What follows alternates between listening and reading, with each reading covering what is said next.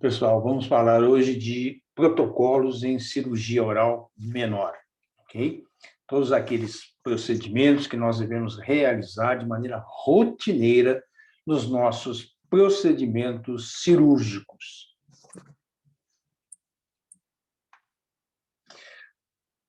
A sequência de procedimentos em toda a cirurgia oral, ela consiste de alguns itens muito importantes.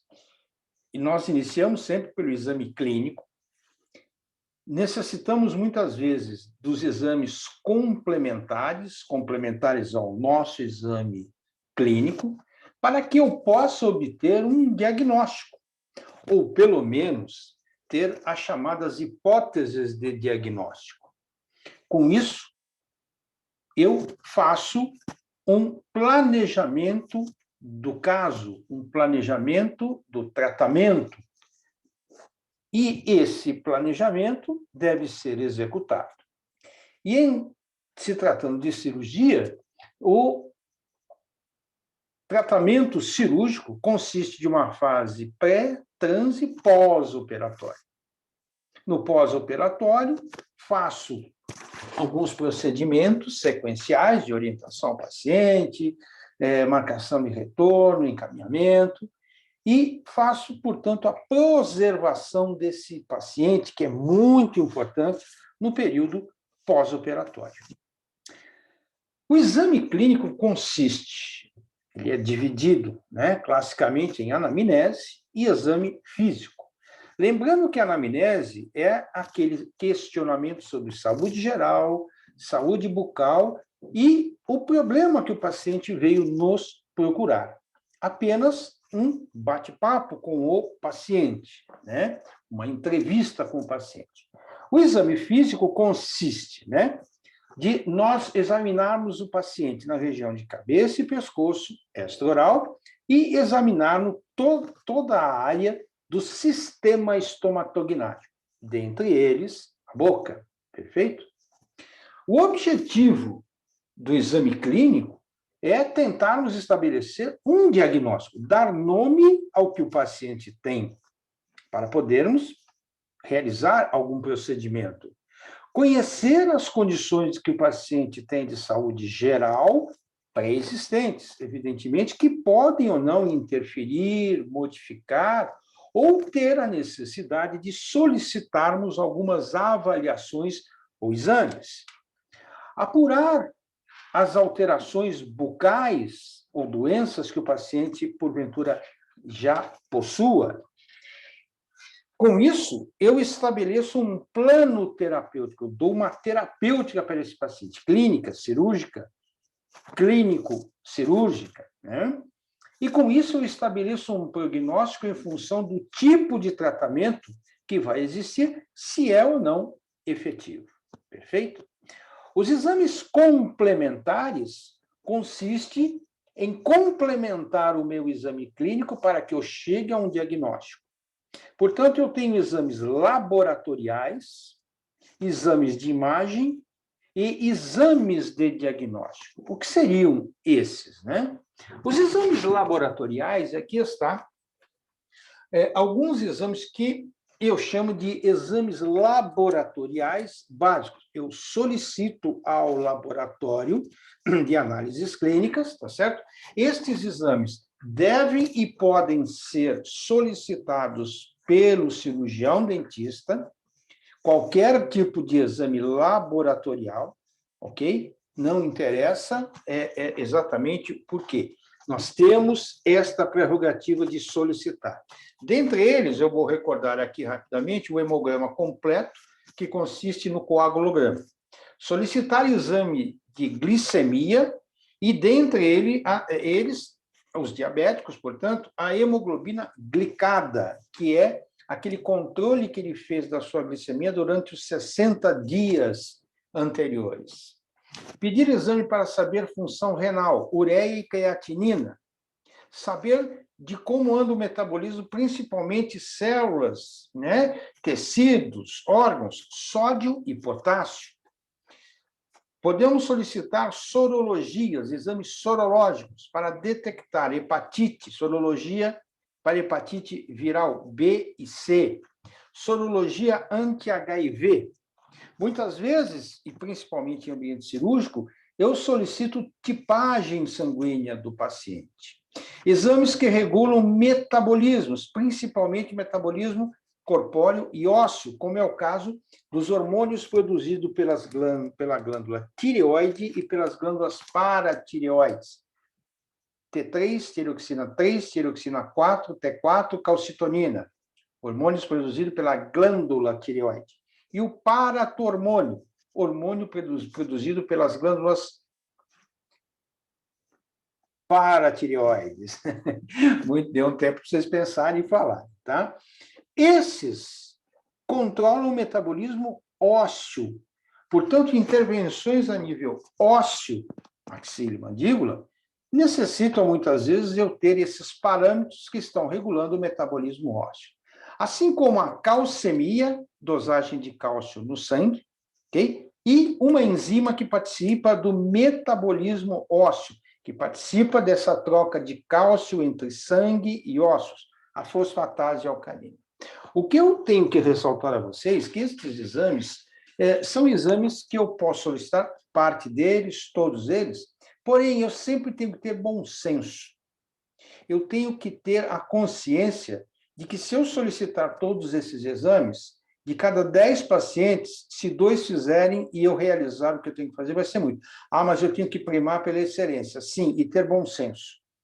Há condições verificadas na anamnese, no exame físico, que justifiquem a solicitação de tais exames? Se não há, não há o porquê pedir.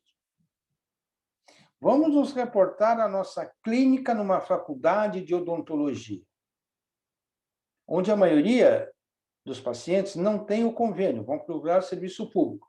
Até marcar para fazer o exame, são mais de 30, 40, 50, 60 dias. Até vir o resultado, passaram-se por baixo 3 meses.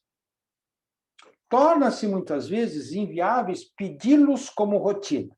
Devemos solicitá-los quando se fizerem necessário. E é assim que nós temos que nos portar. Os exames de imagem, muitas vezes, são fundamentais, evidentemente, e eu tenho alguns exames de imagem. Como nós estamos vendo nessa figura à nossa esquerda, né? Estamos vendo uma radiografia periapical, que nos dá em detalhes, por exemplo, a condição óssea local, dente, relação dente-osso, outras estruturas, canal mandibular, seios maxilares e por aí vai. Então, a radiografia periapical é, sim, muito indicada. Assim como estamos vendo aqui nas duas imagens do lado direito nosso, radiografias panorâmicas, ok? Que são de extrema valia também para nós. Eu tenho que solicitar, muitas vezes, previamente, a radiografia panorâmica e, numa consulta próxima, esse paciente retornar com essa radiografia para que nós possamos avaliá-la de maneira adequada. Então, os exames de imagem, eu posso fazer também a solicitação de vários exames de imagem segundo a necessidade. Tudo que eu for solicitar ao paciente, em termos de exames de um modo geral, tem que sempre se usar o bom senso, a indicação precisa. Se eu for realizar uma cirurgia em tecido mole, em lábio, por exemplo, por que eu vou solicitar exames de imagem? Radiografia periapical, radiografia panorâmica. Para a cirurgia de lábio, não há necessidade. Não há o porquê, não há imagem que eu vá ver do lábio nesse tipo de exame. Então, o bom senso e a indicação melhor se fazem sempre presentes, evidentemente.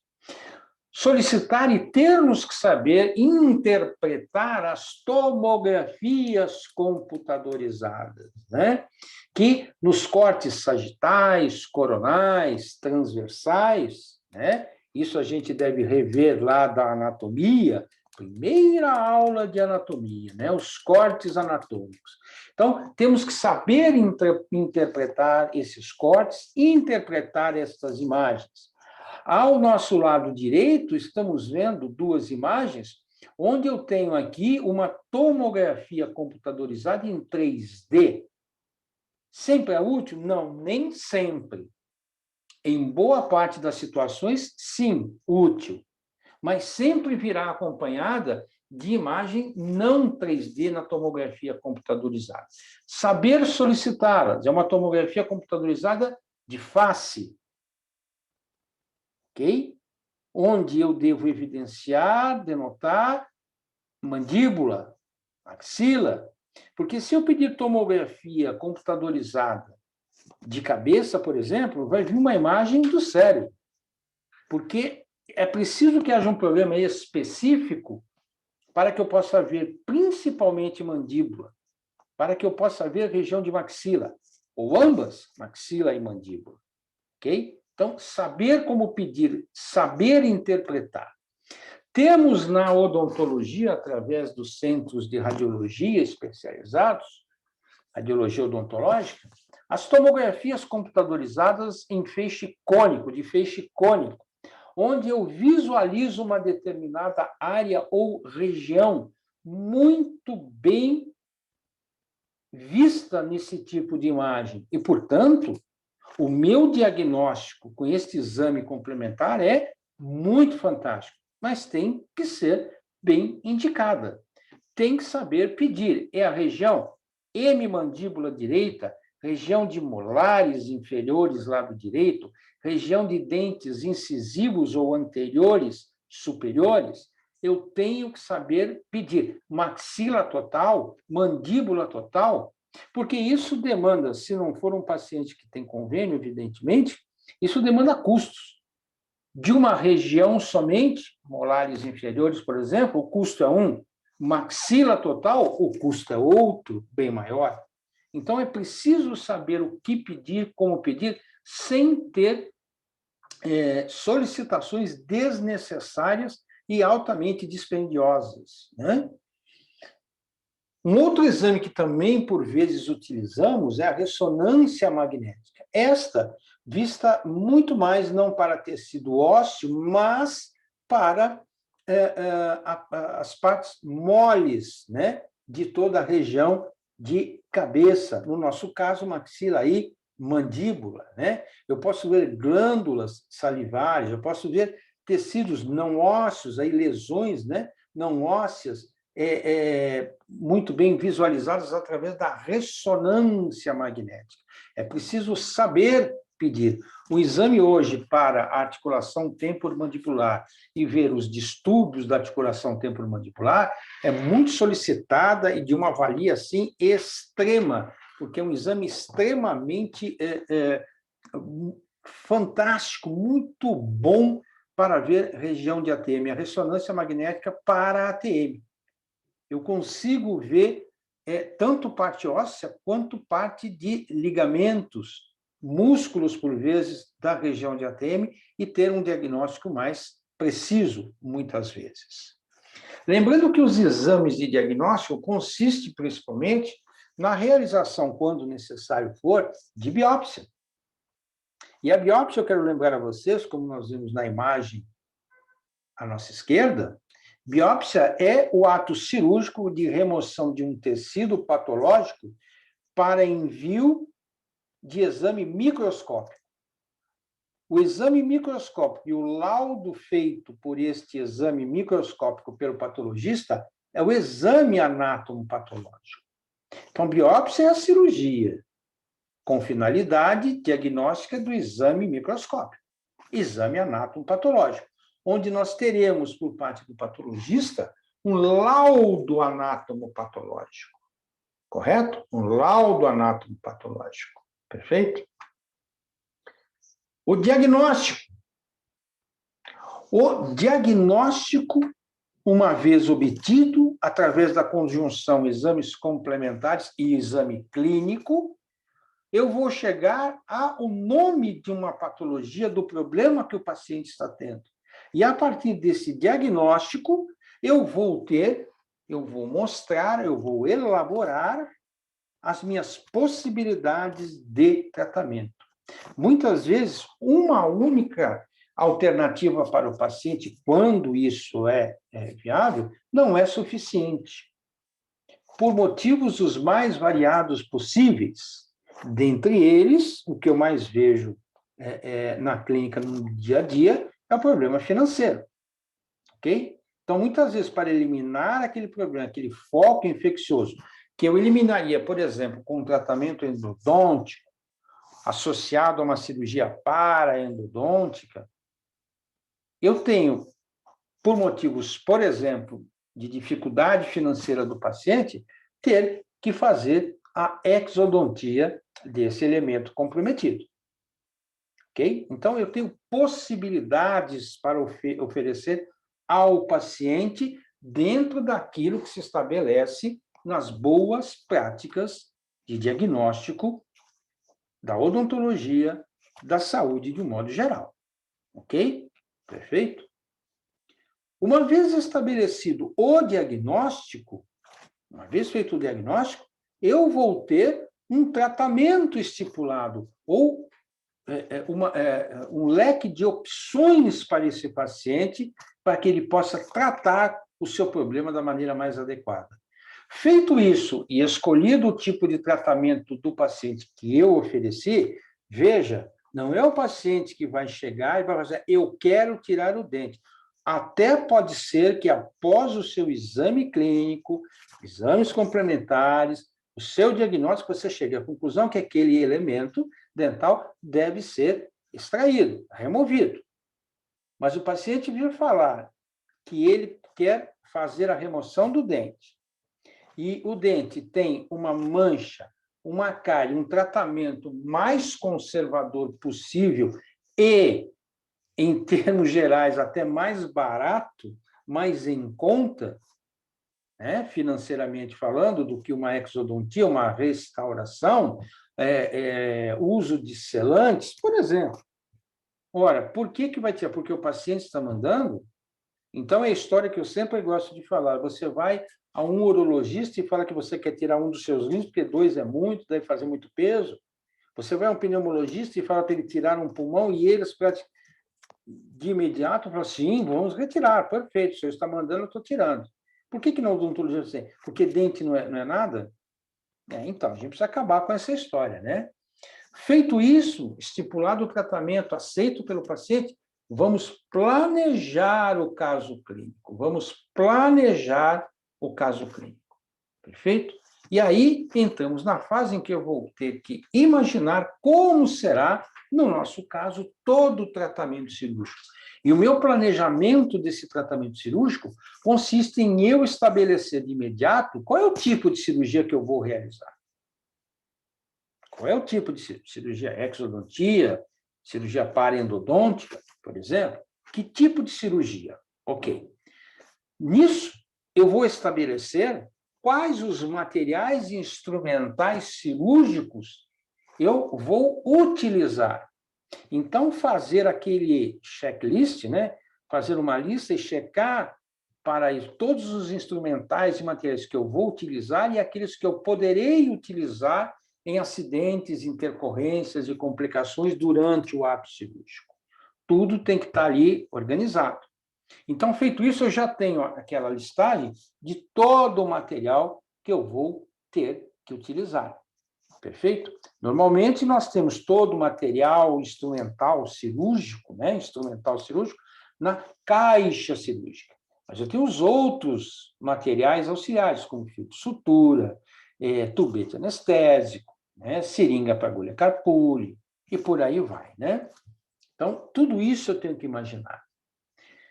Pensar no meu planejamento quanto aos procedimentos em relação ao paciente. Que medicações que ele faz uso agora? Isso eu já soube lá na anamnese. Por quê? Se isto interfere ou não de maneira direta ou indireta no meu tratamento cirúrgico, no caso. Né? E se ele toma e não interfere, por exemplo, o paciente faz uso de medicação para hipertensão arterial sistêmica. Ele toma todo dia, pela manhã, um comprimido de uma medicação X. Após o almoço ou à noite, ele toma determinado medicamento para pressão e hipertensão arterial sistêmica. Ora, ele vai continuar tomando. Não há interferência. Ele toma um anticoagulante prescrito pelo médico. Ótimo. Aí, então, nós temos que saber qual é a dosagem diária desse anticoagulante. Né? Se houver uma dosagem diária, né, total, acima de 150 miligramas por dia, eu deverei solicitar uma avaliação do médico dele para ver a possibilidade do médico suspender a medicação com a finalidade de o paciente realizar cirurgia oral menor. É assim que eu tenho que falar.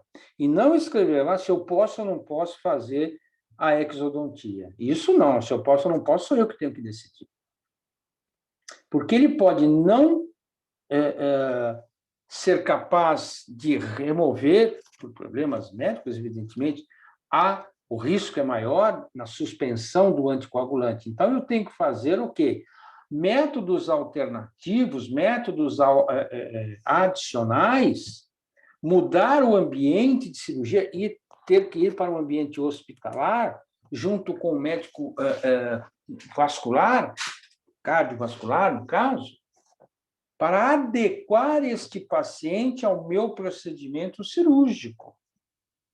É isso que eu tenho que fazer.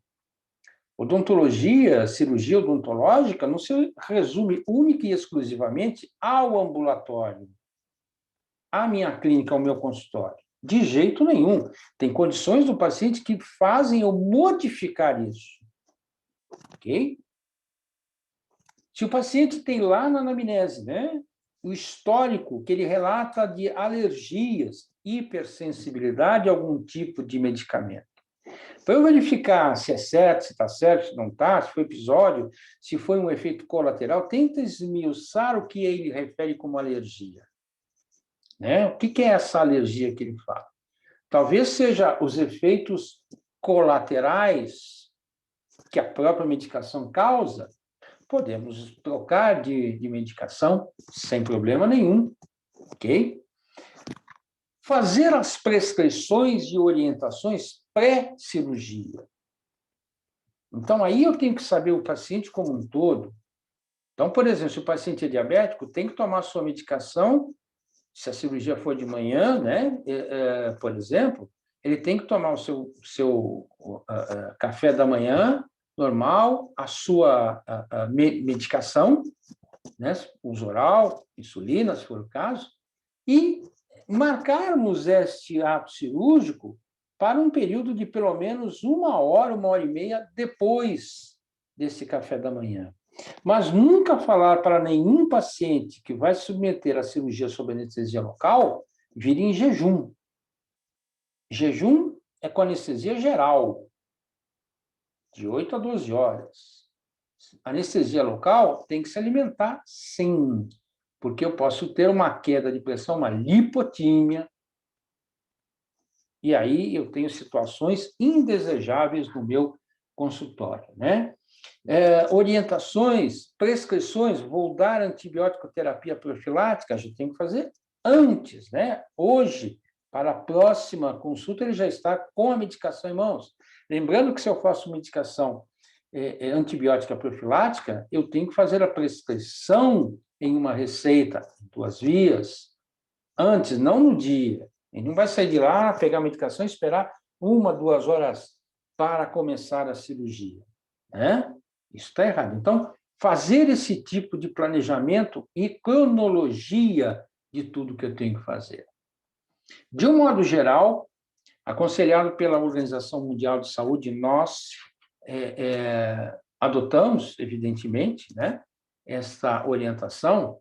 A medicação pré-operatória, de maneira profilática, consiste em o paciente tomar, via de regra, amoxicilina 500 miligramas, tomar 4 comprimidos 1 hora antes da cirurgia.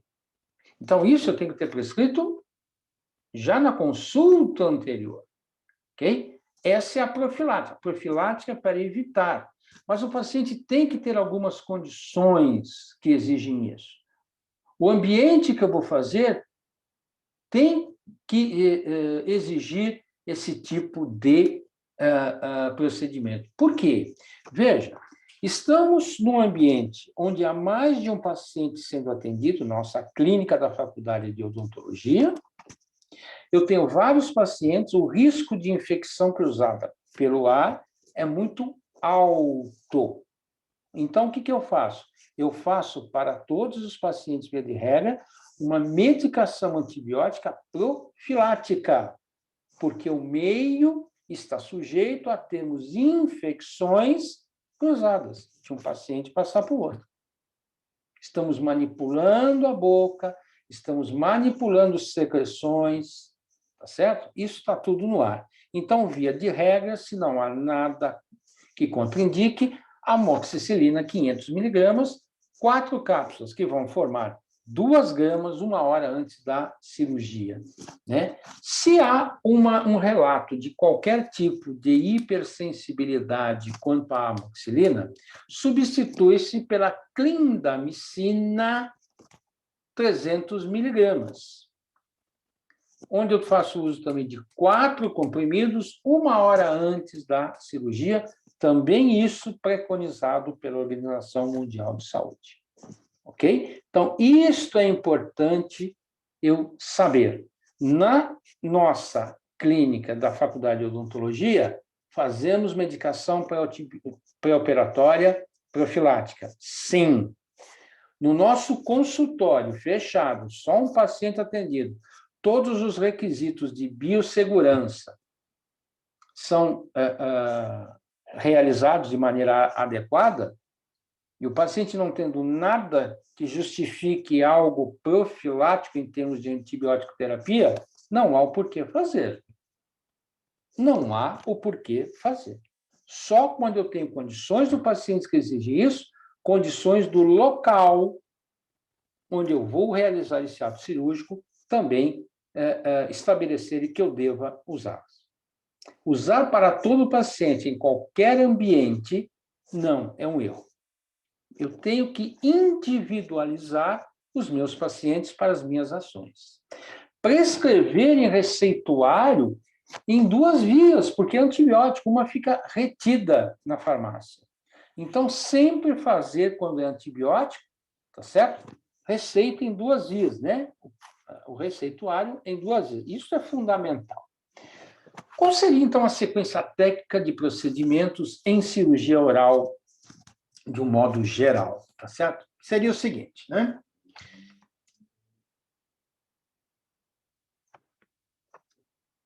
Paramentação do operador através de todo o material do kit cirúrgico, tá certo?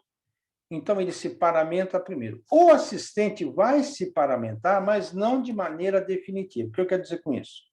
Vai colocar gorro, óculos de proteção, vai colocar a máscara, tá certo? Vai colocar um avental descartável, não precisa ser estéril para o assistente, e luvas de procedimento, não luvas cirúrgicas, porque ele vai auxiliar o operador a montar a mesa, a colocar os campos, tá certo?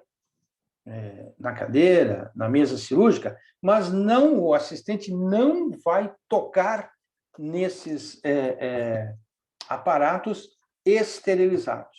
O operador tem que estar paramentado. Então, é o primeiro que se paramenta. O assistente é o último que se paramenta. Perfeito? Fazer, então, pelo cirurgião, pelo operador, a montagem cirúrgica, da área cirúrgica. O que quer dizer isso daí? Previamente, você já vai forrar com um biofilme, né? Você vai, com o seu Magipack, forrar toda a área da cadeira odontológica, do mocho, ok? Em seguida, você vai fazer a montagem, né? Uma vez paramentado, o auxiliar ali mostrando o kit, você vai colocar os campos de mesa sobre a mesa cirúrgica, né, a mesa operatória, E ali vai pegar agora o assistente os instrumentais e materiais que vão ser depositados, organizados na mesa cirúrgica. Então, antes, sem estar paramentado, já se faz o preparo de mocho, lavagem de cuspideira, passa álcool no estofado, passa o biofilme, chama de PAC. Aí se paramenta o operador. O auxiliar ajuda, monta-se a mesa cirúrgica, né? Chama-se o paciente uma vez montado a mesa. Uma dica, eu tenho o campo do paciente, aquele fenestrado, onde fica a parte da face exteriorizada, ok? Aquele campo é estéreo. Este campo estéreo eu coloco sobre a mesa cirúrgica, sobre os materiais cirúrgicos, para o paciente não visualizar tudo aquilo que é pérfuro cortante, tudo aquilo que é cortante. Isso já vai amedrontar o paciente. Cubra com aquele. Quando ele chega, está coberto. Ótimo. Assenta o paciente na cadeira, tá certo? Aí o assistente vai se paramentar após ter oferecido aquele copinho com clorexidina 0,12% para bochecho.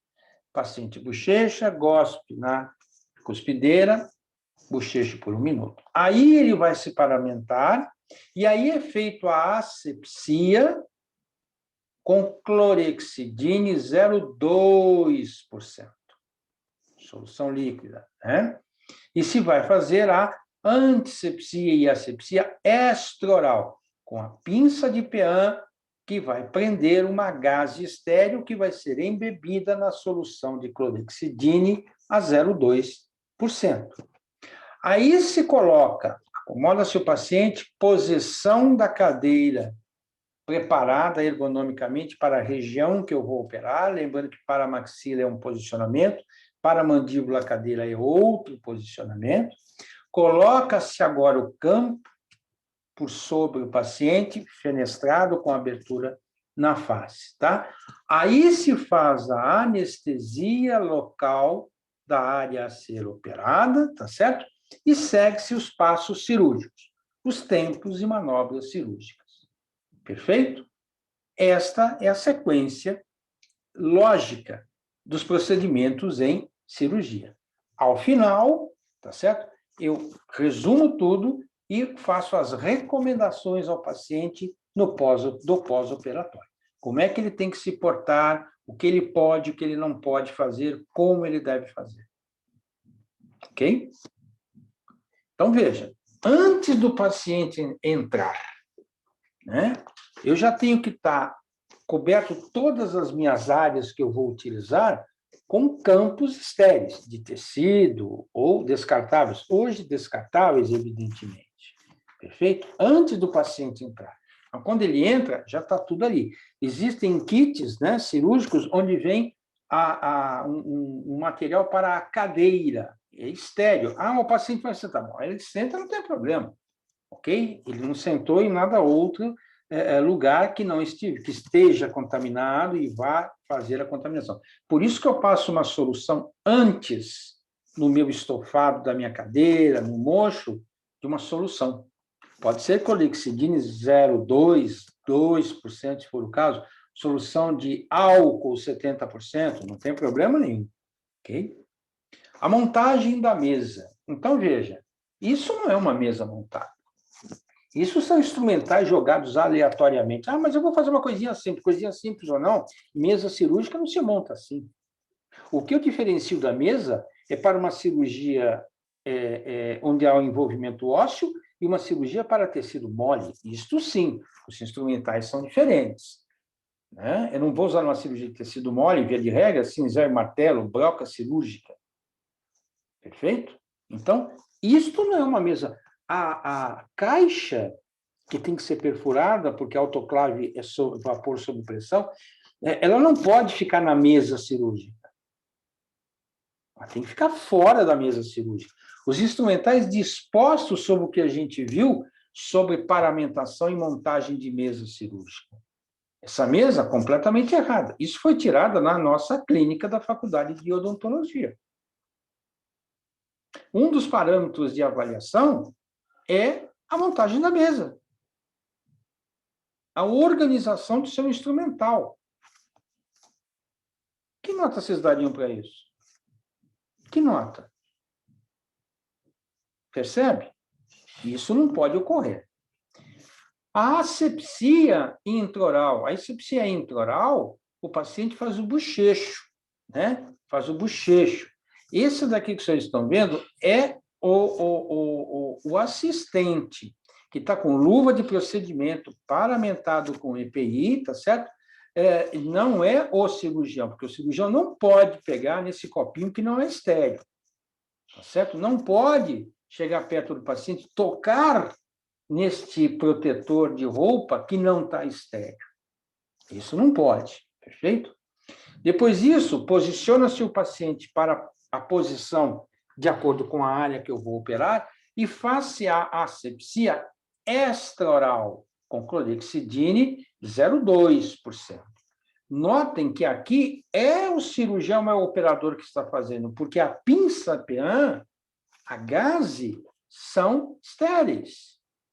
Então, ele é o próprio cirurgião que está fazendo, é o operador. Então, veja, o assistente oferece para asepsia, antisepsia intraoral, que é primeiro. Posteriormente, asepsia extraoral pelo operador, pelo cirurgião. Correto? Isso é a maneira correta. Faz-se a anestesia depois de colocado o campo cirúrgico e preso na roupa do paciente, a parte anterior, e preso posteriormente com pinças Bacals, tá certo? Uma parte e outra, um lado e outro do campo de paciente descartável. Perfeito? É assim que tem que ser. Quando eu estou sentado na minha posição de trabalho, no mocho e fazendo a cirurgia, não se muda mais nada. Eu tenho que estar totalmente paramentado. Totalmente paramentado. Nesta foto, nesta figura, há um erro grave. E isto é um curso de especialização em cirurgia bucomaxila. Alguém sabe me dizer qual é o erro que existe aí? Tentem ver onde está o erro. Conseguiram ver? Ok.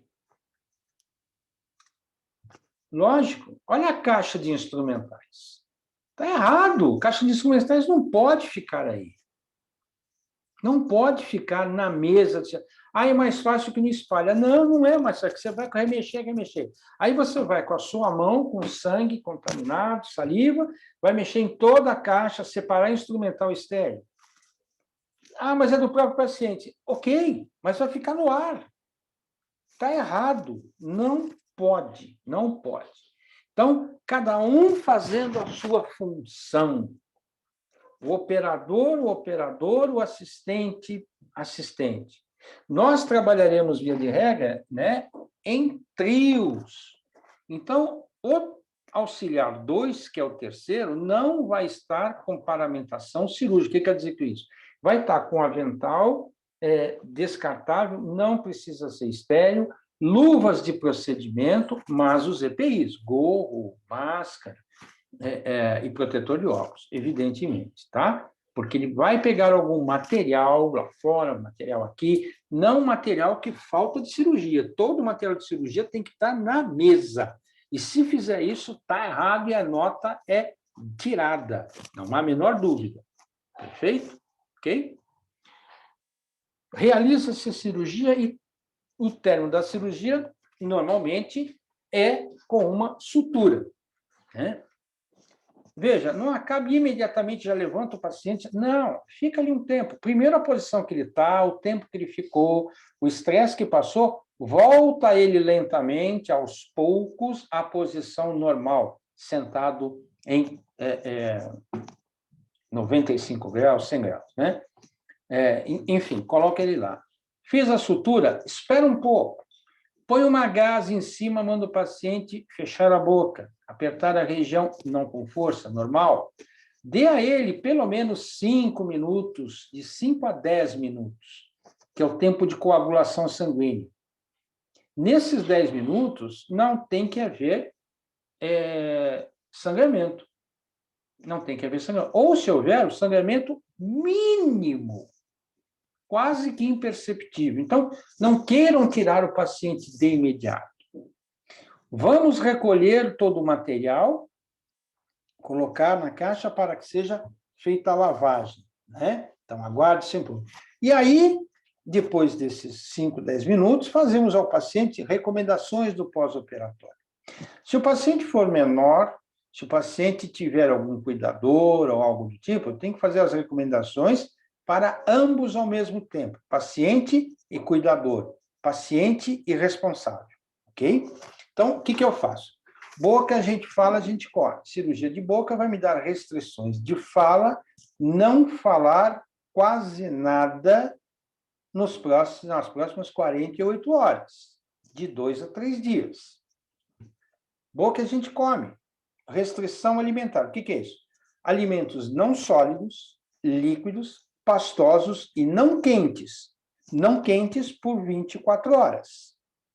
Gradativamente, vá morneando a sua alimentação, mas nos 3 dias, principalmente, 4º dia, se for necessário, pós-cirurgia, alimentação líquida e pastosa.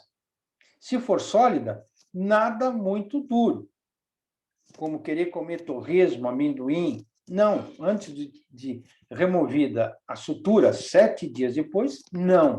Esse tipo de alimento não pode. Tem que estabelecer isso para o paciente. Tem que ser claro para o paciente. Não dá para comer uma feijoada amanhã, muito menos hoje. Feijoada você vai esperar uma semana, por exemplo. Tem paciente que opera no sábado de manhã, no sábado, 2 horas da tarde, está comendo feijoada. Aí volta, te liga no domingo, na segunda-feira, está com o rosto 3 vezes maior do que deveria estar. Ok? Isso tem que estar bem estabelecido. Não fazer bochecho. Eu quero deixar bem lavadinho. Não, não pode. Mas escovar o dente? Escovar os dentes, sim, com cuidado próximo à área operada, e o enxágue com água de leve. Não usar por este tempo, 7 dias, qualquer solução para bochecho, tá? Nenhum tipo de colutório. Não usar. Água somente e o enxágue bem de leve, ok? Bem de leve após a escovação. Não faça exercícios físicos. Por quanto tempo? O ideal, até que se remova a sutura para uma nova avaliação. Para uma nova avaliação, tá? Posso voltar a malhar daqui 3 dias? Não. Não. Garanta os 7 dias para a sua nova avaliação no pós-operatório para remoção de sutura. Orientar para não ficar ao sol, então nenhum ambiente quente, né? Porque o quente dá vasodilatação, por isso restrição de alimentação quente, restrição de permanecer ao sol, né? Ou em ambientes quentes. Sabe o que envolve ambientes quentes? É falar para quem faz a comida, a alimentação na casa, não pode ficar perto do fogão pelo menos 48 horas. 48 horas longe do fogão, é quente. É quente, não pode. Ok? Isso tem que ser falado para evitar problemas. Mostrar e comentar, paciente, cuidador ou responsável, se for o caso, juntos, tá? A prescrição medicamentosa pós-operatória. Aí eu tenho que dar, no mínimo, você vai dar analgésico e anti-inflamatório para diminuir o trauma cirúrgico, por menor que ele tenha sido. Ok? Qualquer problema, entrar em contato. Em caso de dúvidas, entrar em contato. Qualquer intercorrência, entrar em contato. Só que você tem que dar o seu contato para ele e você tem que pegar o contato dele para você. É o mínimo que a gente pode fazer. Isso é importante, né? Perguntar se há necessidade agora de atestado. Por quê? Porque a justificativa dele faltar ao trabalho, à escola, às suas atividades, vai depender de como foi a cirurgia. Pode se estender. Então, o que eu imaginava que ele iria ficar afastado 3 dias das suas ocupações, Agora é melhor ficar pelo menos 7, para a minha nova avaliação, porque a cirurgia foi um pouco mais traumática. Então, é no final que eu falo isso. Lembrando que o termo correto é uma declaração onde eu justifico a ausência dos dias de suas atividades escolares ou profissionais, tá certo? Em virtude de ato cirúrgico. Descrevo o ato cirúrgico? Descrevo pelo Código Internacional das Doenças, CID, e nunca colocar lá foi feita a remoção do dente porque ele tinha um cisto. Isso não pode. Isso é segredo profissional. E o CID ainda se coloca entre parênteses, a pedido do paciente. Sabe por quê? Porque lá no departamento pessoal exige, mas pela lei, eu, profissional de saúde, tenho que manter o segredo profissional. Eu não posso falar, a não ser que o paciente autorize. E se eu não colocar o Código Internacional de Doenças, é possível que lá não vão aceitar e a falta não vai ser justificada. Veja, legalmente falando, essa declaração justifica a ausência, mas quem vai abonar ou não é a própria empresa, o próprio local onde ele trabalha. Isso não dá a certeza de que a falta dele vai ser abonada, ela é justificada. É lógico que a imensa maioria, com esta justificativa, abona a falta, porque isso pode ter depois implicações legais e o empregado sempre vai acabar ganhando, que é uma coisa justa, tá? Mas isso é o que a lei diz. Perfeito?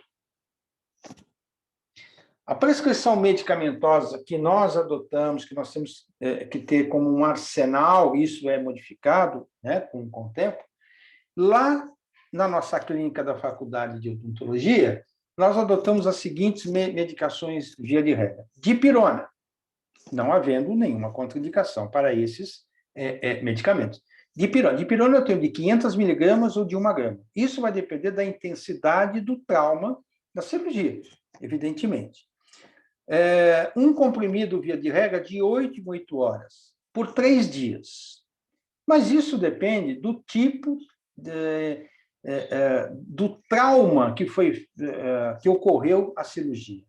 Quanto mais traumática for a cirurgia, eu estendo isso até 5 dias, né?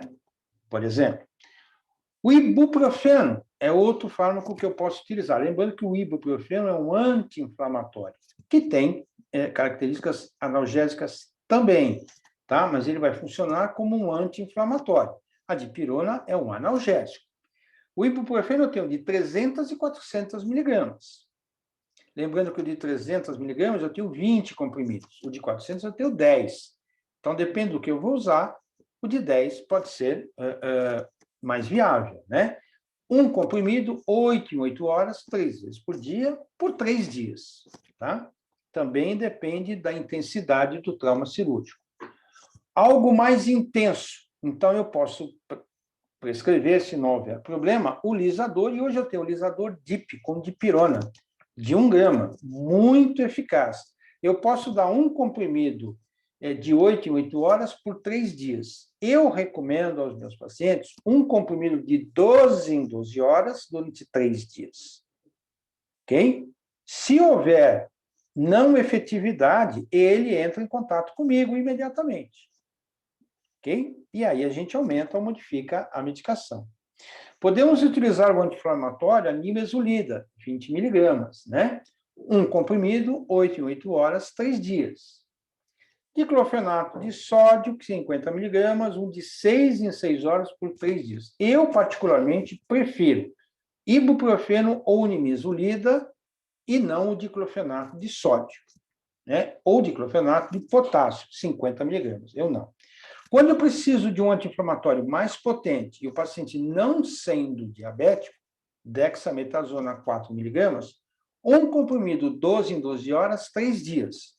Oriente para não tomar no 4º dia mesmo com dor. Entre em contato. Porque ele pode tomar mais? Pode, não sendo diabético, né? Pode. Mas tomar mais significa eu retirar gradativamente essa medicação anti-inflamatória ou hormonal. Eu não posso, depois de 5 dias, por exemplo, parar completamente de uma hora para outra. Não se deve, ok? Se houver a necessidade de antibiótico pós-operatório, aí não será mais profilático, será auxiliar no tratamento, né? Infeccioso no caso. Então, eu vou seguir com o medicamento, tá? Do pré-operatório, tente dar o mesmo, evidentemente, por mais 7 dias, de 8 em 8 horas. Então, esse é o nosso protocolo medicamentoso, onde eu escolho um analgésico e um anti-inflamatório, ok? E antibiótico, se houver necessidade, no pós-operatório. Lembrando que o receituário deve conter ali em cima o nome completo do paciente legível. Se é comprimido, soluções que eu vou ingeri-las, uso interno, né? E aí eu coloco, né, enumero e coloco a medicação, a sua dosagem, tá certo? O tempo por dia e por quanto tempo. 6 em 6 horas por 3 dias. Muito bem especificado. Muito bem especificado. Ao final, eu dato, assino, rubrico e o carimbo. Ok? Isto é importante. Então, se não tiver o carimbo e a assinatura, fica difícil, não deveria, na verdade, a farmácia vender. Ah, mas eu posso comprar sem receita. Bom, aí é você. Não pode. Eu estou prescrevendo para ter comigo um documento em que eu fiz a prescrição pós-operatória. Guarde uma cópia para você. Ok? Falar com o paciente sobre o seu retorno, não é até que nunca mais nos vejamos, para, no mínimo, fazer a remoção de sutura, né? E avaliação do pós-operatório. Quanto ao cirurgião, pegar o contato do paciente, dar ao paciente o seu contato, ou dos que fizeram parte da cirurgia, para que o paciente entre em contato em qualquer problema que tiver, né? E aí eu vou fazer, no pós-operatório, o prosseguimento do caso clínico, a preservação. Ou seja, ou eu vou dar a alta para o paciente que está tudo certo, tudo encerrado, porque está tudo bem, ou eu vou agora encaminhá-lo para o próximo passo do seu tratamento odontológico de uma maneira geral, para a sua complementação. Então, é assim que eu devo fazer, é assim que eu devo proteger. Quem entra na chuva é para se molhar. Portanto, eu tenho que ter uma consciência disso tudo, tá certo? Para que eu possa ter com este paciente, né, tudo aquilo que eu fizer necessário para que eu tenha o melhor das